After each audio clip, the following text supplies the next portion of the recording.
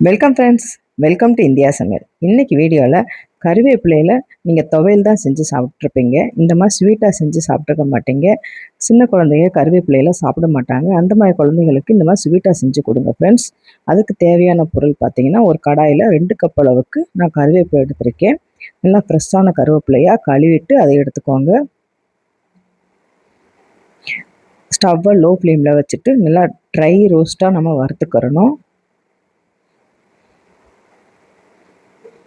அப்போ தான் நம்மளுக்கு கெட்டு போகாமல் இருக்கும். நல்லா ட்ரையாக வறுத்துக்கோங்க. இந்த அளவுக்கு நல்லா வறுபட்டுருக்கு.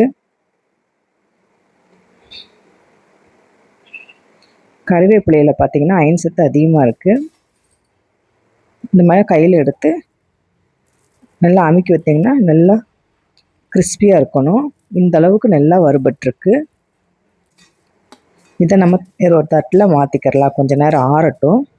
இப்போ அதே கடாயில் 4 ஏலக்காய் சேர்த்துக்கோங்க. வாசனைக்கு 7-8 பாதாம் சேர்த்துக்கோங்க.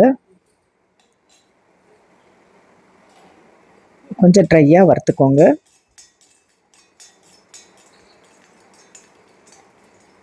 இப்போ இந்த பாதாம் பருப்போட தேங்காய் துருவல் 4 டீஸ்பூன் அளவுக்கு நான் சேர்த்துருக்கேன்.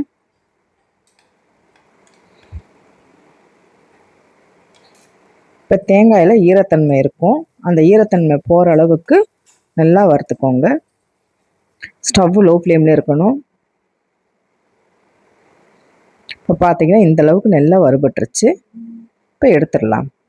இதுவும் கொஞ்சம் நேரம் எடுத்து ஆற வச்சிடலாம். இப்போ மிக்ஸி ஜார் எடுத்துக்கோங்க.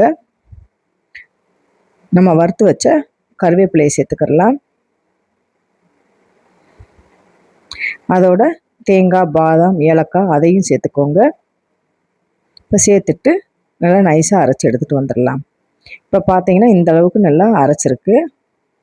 இதோட முக்கியமான பொருள் பார்த்தீங்கன்னா 4 பேரிச்சம்பழம் சேர்த்துக்கோங்க. நம்ம ஸ்வீட் எதுவுமே சேர்க்கவே இல்லை. இந்த பேரிச்சம்பழத்தில் இருக்க அந்த ஸ்வீட் மட்டுமே போதுமானதாக இருக்கும். உங்களுக்கு இன்னும் கொஞ்சம் ஸ்வீட் வேணும்னா இன்னும் 2 பேரிச்சம்பழம் நீங்கள் எக்ஸ்ட்ரா ஆட் பண்ணிக்கிறலாம். இப்போ சேர்த்துட்டு இதோட நல்லா நைஸாக அரைச்சி எடுத்துகிட்டு வந்துடுங்க. இப்போ அந்த அரைச்ச விழுதுகளை இப்போ நான் சேர்த்துடலாம். வேற ஒரு தட்டில் மாற்றிக்கோங்க.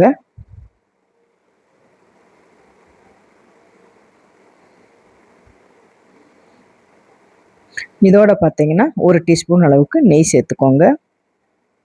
இப்போ நெய் சேர்த்துட்டு நல்லா கலந்து விட்டுக்கலாம். இப்போ பார்த்தீங்கன்னா ஏலக்காவும் அந்த பேரிச்சம்பழத்தோட இனிப்பு டேஸ்ட்டும் சாப்பிட்றப்போ நம்மளுக்கு அந்த கசப்பு தன்மை கொஞ்சம் கூட இருக்காது. இந்த மாதிரி நீங்கள் ட்ரை பண்ணி பாருங்கள் ஃப்ரெண்ட்ஸ்.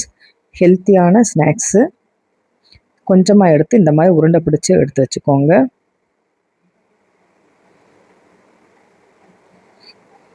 நான் 2 கப்பு கருவேப்பிலைக்கு ஒரு 10 உருண்டைகளாச்சும் வந்துடும். இந்த மாதிரி எல்லா உருண்டைகளையும் நான் செஞ்சு எடுத்து வச்சாச்சு. நீங்களும் இந்த மாதிரி ட்ரை பண்ணி பாருங்கள் ஃப்ரெண்ட்ஸ். சூப்பராக இருக்கும். சுகரும் எதுவுமே சேர்க்கவே இல்லை.